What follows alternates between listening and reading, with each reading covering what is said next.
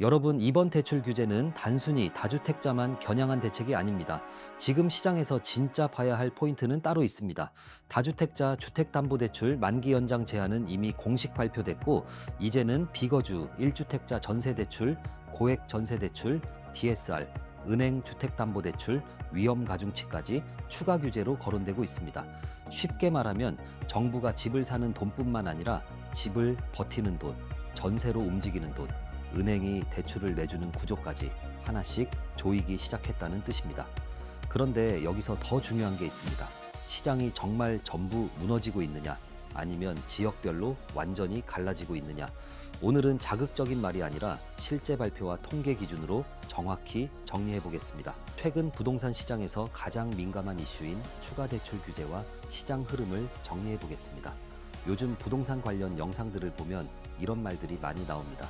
이제 무주택자도 대출이 막힌다. 비거주 1주택자는 투기 세력으로 분류된다. 수도권 아파트가 반토막 났다. 지금 사면 위험하다. 이런 표현들 굉장히 자극적입니다. 하지만 우리가 봐야 할 건 감정이 아니라 구조입니다. 정책이 실제로 확정된 건지, 검토 단계인지, 시장 전체가 하락하는 건지, 특정 지역만 흔들리는 건지, 실거래가가 진짜 폭락인지, 아니면 저층 직거래 특수거래가 섞인 건지, 이걸 구분하지 않으면 영상은 자극적일 수 있어도 판단은 틀릴 수 있습니다. 오늘은 세 가지 기준으로 보겠습니다. 첫째, 정부가 실제로 발표한 규제. 둘째, 앞으로 추가로 검토되는 규제. 셋째, 지금 시장이 진짜 폭락장인지 아니면 양극화장인지. 첫 번째, 먼저 확정된 규제부터 보겠습니다. 정부가 공식적으로 발표한 내용은 2026년 4월 1일 금융위원회의 가계부채 관리 방안입니다. 핵심은 명확합니다. 가계대출 증가를 더 강하게 관리하고 부동산 시장으로 흘러가는 대출을 줄이겠다는 방향입니다. 그중 가장 눈에 띄는 조치는 다주택자 주택담보대출 만기 연장 제한입니다. 기존에는 다주택자가 이미 받은 주택담보대출이 만기가 오면 관행적으로 연장되는 경우가 많았습니다. 그런데 이번 조치에서는 다주택자가 보유한 수도권과 규제지역 아파트 담보대출의 만기 연장을 원칙적으로 허용하지 않겠다는 방향이 제시됐습니다. 시행 시점은 2026년 4월 17일부터입니다. 여기서 중요한 건 신규 대출만 막는 게 아니라는 점입니다. 이미 받은 대출의 만기 연장까지 건드린다는 점입니다. 이건 시장에 주는 신호가 큽니다. 집을 새로 사지 말라는 정도가 아니라 기존에 대출을 끼고 들고 있던 사람에게도 이제 계속 버티기 어려울 수 있다는 메시지를 주는 겁니다. 물론 예외는 있습니다. 임차인이 있는 경우, 법령상 의무가 있는 경우, 공익적 목적 등 불가피한 사유는 예외적으로 만기 연장을 허용할 수 있다는 내용도 포함되어 있습니다. 그러니까 당장 모든 다주택자 대출이 일시에 끊긴다는 식으로 말하면 과장입니다. 하지만 방향은 분명합니다. 다주택자의 보유 부담을 높이고 매물 출회를 유도하겠다는 겁니다. 두 번째, 진짜 충격은 추가 검토 카드입니다. 그런데 시장이 더 민감하게 반응한 건 공식 발표 이후 나온 추가 규제 가능성입니다. 여기서 세 가지가 중요합니다. 첫째, DSR 사각지대 축소. 둘째, 은행 주택담보대출 위험 가중치 상향. 셋째, 비거주 1주택자 전세대출 보증 제한입니다. 하나씩 쉽게 풀어보겠습니다. DSR은 총부채 원리 금상환 비율입니다.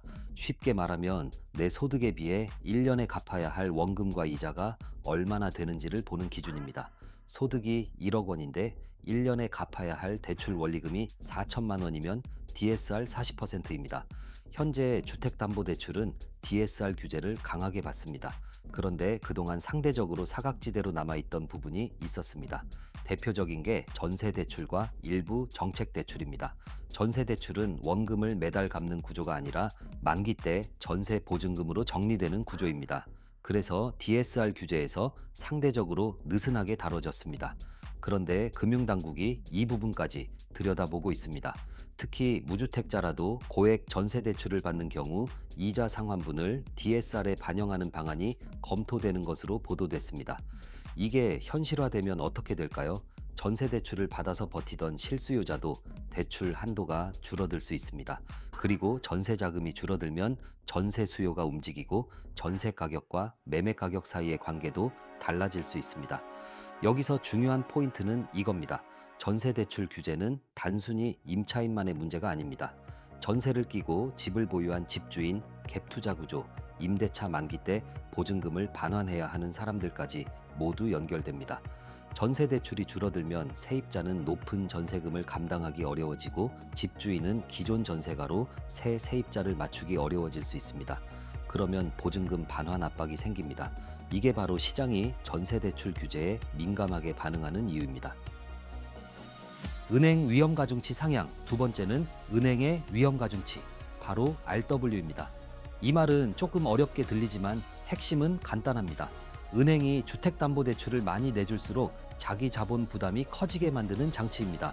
정부는 이미 2026년 1월 1일부터 은행권 주택담보대출 위험가중치 하한을 기존 15%에서 20%로 올렸습니다. 이건 공식적으로 시행된 내용입니다.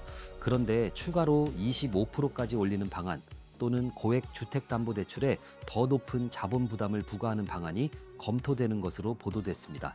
이게 왜 중요하냐? 대출 규제는 두 가지 방식이 있습니다. 하나는 차주를 직접 규제하는 방식입니다. 예를 들어 너는 DSR 때문에 대출이 안 된다는 방식입니다. 다른 하나는 은행을 규제하는 방식입니다. 은행 너희가 주담대를 많이 내주면 자본 비율이 나빠진다는 식입니다.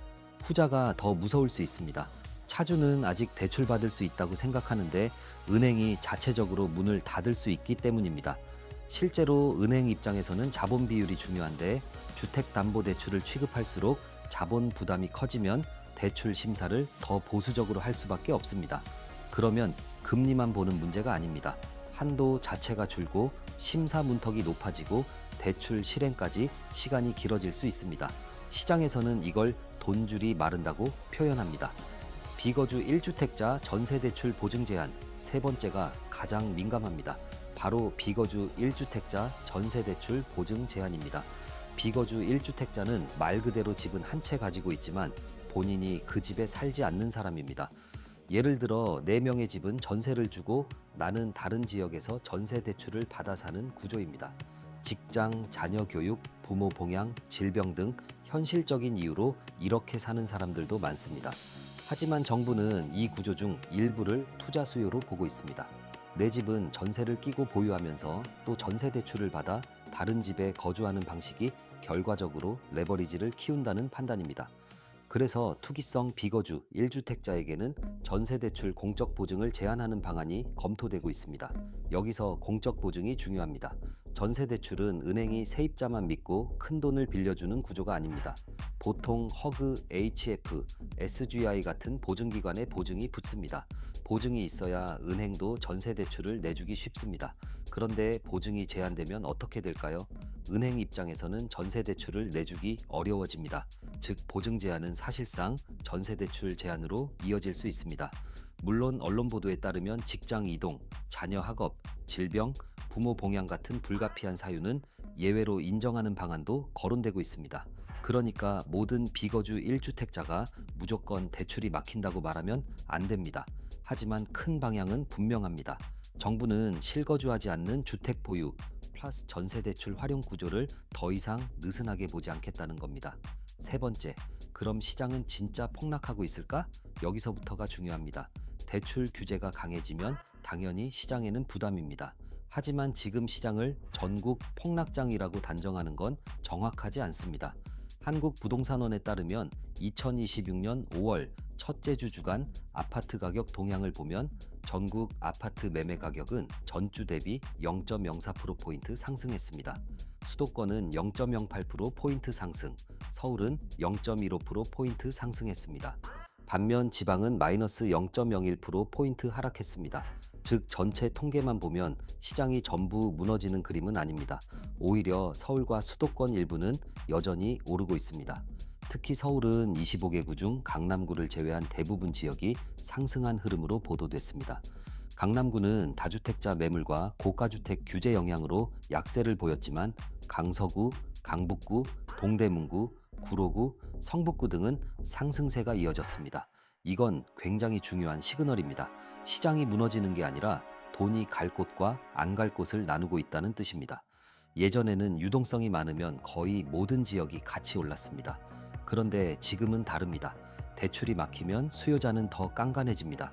입지 좋은 곳, 전세 수요가 받쳐주는 곳, 직장 접근성이 좋은 곳, 학군이나 생활 인프라가 있는 곳으로만 돈이 몰립니다. 반대로 공급이 많거나 산업 호재가 식었거나 교통이 애매하거나 전세 수요가 약한 곳은 더 크게 흔들릴 수 있습니다. 그래서 지금 시장은 폭락장이라는 한 단어보다 양극화장이라는 표현이 더 정확합니다. 네 번째, 그래도 일부 지역은 실제로 많이 빠졌습니다. 그렇다고 하락 사례가 없다는 뜻은 아닙니다. 일부 지역은 최고가 대비 큰 폭으로 빠진 사례가 있습니다. 대표적으로 평택 고덕 일대는 반도체 호재와 GTX 기대감으로 급등했던 지역입니다. 그런데 공급 부담, 금리 부담, 수요 둔화가 겹치면서 최고가 대비 큰 폭으로 조정된 사례들이 나왔습니다. 언론 보도에 따르면 평택 고덕동 일부 단지는 전용 83초 기준 2021년 최고가 9억 원대에서 최근 4억에서 5억 원대로 거래된 사례가 확인됩니다. 이 정도면 체감상 반토막에 가깝습니다. 하지만 여기서도 조심해야 합니다. 이걸 수도권 전체로 일반화하면 안 됩니다. 평택의 특정 단지, 특정 평형, 특정 거래 사례입니다. 실거래가를 볼 때는 반드시 조건을 같이 봐야 합니다. 층수는 몇 층인지, 동은 어디인지, 직거래인지 중개거래인지, 특수관계인 거래 가능성은 없는지, 급매인지 경매성 거래인지, 전세 끼고 거래된 건지, 같은 단지 안에서도 로열동, 로열층, 조망, 수리 상태에 따라 가격 차이가 큽니다. 그래서 어느 단지가 최고가 대비 50% 빠졌다는 말은 자극적이지만 투자 판단에서는 반드시 거래 조건까지 확인해야 합니다. 다섯 번째, 지금 가장 위험한 사람은 누구인가? 이번 대출 규제 흐름에서 가장 부담이 커지는 사람은 세 부류입니다. 첫째, 대출 비중이 높은 다주택자입니다. 신규 대출이 막힌 것도 부담인데 만기 연장까지 제한되면 보유 전략이 흔들릴 수 있습니다. 임대차 만기, 대출 만기, 세금 납부 시점이 겹치면 매물을 내놓을 수밖에 없는 상황이 생길 수 있습니다. 둘째, 전세를 끼고 보유한 1주택자입니다. 특히 본인은 다른 곳에 전세로 살고 자기 집은 세를 준 경우입니다. 이 구조는 그동안 흔했습니다. 하지만 비거주 1주택자 전세대출 보증 제한이 현실화되면 이 구조는 더 까다로워질 수 있습니다. 물론 직장 이동이나 자녀 교육 같은 실수요 사유는 예외 논의가 있지만 대출 심사 과정은 이전보다 훨씬 복잡해질 가능성이 있습니다. 셋째, 무리하게 갈아타기를 준비하는 실수요자입니다. 집을 팔고 새 집을 사는 과정에서 기존 집 매도, 새 집 계약, 대출 실행, 전세 보증금 반환이 동시에 맞물리면 위험합니다. 대출 한도가 줄거나 실행이 늦어지면 계약금, 중도금, 장음 일정이 꼬일 수 있습니다. 특히 지금은 대출이 될 줄 알았다가 가장 위험한 말입니다. 이제는 계약 전에 대출 가능객을 매우 보수적으로 봐야 합니다. 은행 한 곳에서 된다고 들었다고 끝이 아닙니다. 실행 시점에 규정이 바뀌거나 은행 총량 관리 때문에 한도가 줄어들 수 있습니다. 여섯 번째, 무주택자는 어떻게 봐야 하나? 무주택자 입장에서 이번 규제는 복잡합니다. 한쪽에서는 이렇게 말합니다. 대출 규제가 강해지면 집값이 떨어질 테니 기다려라. 다른 한쪽에서는 이렇게 말합니다. 전세 대출도 조이면 전세난이 더 심해지고 결국 살 사람은 사야 한다. 둘 다 일부 맞는 말입니다.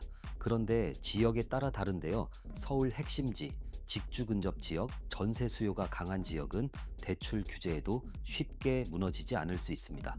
오히려 전세 가격이 올라가면 매매 가격을 받쳐주는 힘이 생길 수 있습니다. 반대로 공급이 많은 외곽, 미분양이 쌓이는 지역, 입주 물량이 많은 지역은 대출 규제와 맞물려 더 눌릴 수 있습니다. 무주택자는 이걸 단순히 지금 사야 한다, 말아야 한다로 보면 안 됩니다. 기준을 세워야 합니다. 첫째, 내가 실거주할 지역인가? 둘째, 5년 이상 버틸 수 있는가? 셋째, 대출 금리가 1%포인트 더 올라가도 감당 가능한가? 넷째, 전세가율이 무너지지 않는 지역인가? 다섯째, 주변 입주 물량이 과하지 않은가? 이 5가지를 통과하면 매수 검토가 가능하고 하나라도 크게 흔들리면 기다리는 게 맞습니다. 7번, 지금 시장을 한 문장으로 정리하면 지금 시장은 폭락장이라고 단정하기 어렵습니다. 하지만 아무거나 사도 되는 시장은 절대 아닙니다. 정확히 말하면 대출 규제가 시장의 체력을 테스트하는 구간입니다. 대출이 많이 필요한 수요자는 밀려나고 있습니다. 전세를 끼고 버티던 투자자는 부담이 커지고 있습니다. 은행은 대출을 더 보수적으로 볼 가능성이 커졌습니다. 그런데 동시에 서울과 수도권 핵심지는 여전히 수요가 살아 있습니다. 전세 가격도 강하게 움직이는 지역이 있습니다. 그래서 지금은 전체 시장을 하나로 보면 안 됩니다.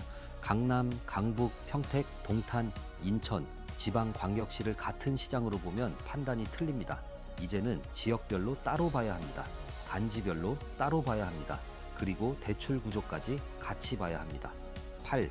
매수자는 지금 무엇을 해야 하나? 지금 매수자가 해야 할 일은 세 가지입니다. 첫째, 대출 가능액을 보수적으로 다시 계산해야 합니다. 예전처럼 이 정도는 나오겠지 하면 안 됩니다. DSR, 스트레스 금리, 전세 대출 여부, 기존 대출, 신용 대출까지 모두 합산해서 봐야 합니다. 둘째, 매매 가격보다 전세 가격을 먼저 봐야 합니다. 전세 가격이 받쳐주는 지역은 하락장에서도 버티는 힘이 있습니다. 반대로 매매 가격은 높았는데 전세 가격이 약한 지역은 조정기에 더 크게 흔들립니다. 셋째, 급매의 이유를 확인해야 합니다. 진짜 급매인지, 하자 있는 물건인지, 대출 망의 때문에 나온 물건인지, 임차인 문제가 있는지, 세금 문제인지 봐야 합니다. 싸다고 다 기회가 아닙니다. 싸진 이유가 해결 가능한 이유인지가 중요합니다. 9. 집주인은 무엇을 봐야 하나? 집을 보유한 분들은 대출 만기를 먼저 봐야 합니다. 대출 만기가 언제인지, 연장 가능성이 있는지, 임차인 만기와 겹치는지, 보증금 반환 자금은 준비되어 있는지, 이 네 가지를 체크해야 합니다. 특히 다주택자는 더 보수적으로 봐야 합니다. 대출 만기와 임대차 만기가 겹치면 선택지가 줄어듭니다. 가격을 조금 낮춰서라도 먼저 정리하는 게 나을 수도 있고, 임차인과 갱신 조건을 조정해 시간을 버는 게 나을 수도 있습니다. 중요한 건 막판에 몰리면 협상력이 사라진다는 점입니다. 부동산은 급할수록 가격이 깎입니다. 미리 준비한 사람과 만기 직전에 몰린 사람의 결과는 다릅니다. 10. 결론 정리하겠습니다. 이번 대출 규제의 핵심은 단순히 집값 잡기가 아닙니다. 부동산 시장으로 들어가는 자금 흐름을 줄이겠다는 겁니다. 다주택자 주담대 만기 연장 제한은 이미 공식 발표됐습니다.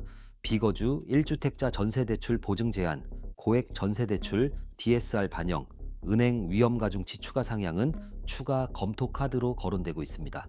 이 흐름이 현실화되면 시장에는 분명 부담입니다. 하지만 동시에 현재 통계를 보면 서울과 수도권 핵심지는 아직 상승 흐름이 남아 있습니다. 전국이 동시에 무너지는 시장이 아니라 지역별로 완전히 갈라지는 시장입니다. 그래서 지금은 공포에 휩쓸릴 때가 아닙니다. 반대로 무리하게 낙관할 때도 아닙니다. 대출이 필요한 사람은 더 보수적으로 계산해야 합니다. 전세를 끼고 보유한 사람은 보증금 반환 구조를 다시 봐야 합니다. 무주택자는 언제 살까보다 어디를 살까를 먼저 봐야 합니다. 앞으로 부동산 시장은 한 가지 기준으로 움직이지 않습니다. 대출 규제, 전세 가격, 입주 물량, 지역별 수요, 세금 부담이 동시에 작용합니다. 지금 필요한 건 확신이 아니라 점검입니다. 집값이 오른다, 떨어진다 보다 더 중요한 건 내가 버틸 수 있는 구조인지입니다. 대출 없이 버틸 수 있는 사람과 대출이 막히면 바로 흔들리는 사람의 시장은 다릅니다. 오늘 영상의 결론은 이겁니다. 지금은 무리한 매수보다 현금 흐름을 먼저 봐야 합니다. 급매를 볼 때는 가격보다 이유를 먼저 봐야 합니다. 그리고 시장 전체가 아니라 지역과 단지별로 따로 봐야 합니다. 팩트는 하나입니다. 정부는 부동산으로 흘러가는 돈줄을 더 촘촘하게 보고 있습니다. 이제부터는 집을 사는 능력보다 끝까지 버틸 수 있는 능력이 더 중요해지는 시장입니다. 오늘 내용이 도움되셨다면 구독과 좋아요 부탁드립니다. 지금까지 킹빌딩이었습니다. 감사합니다.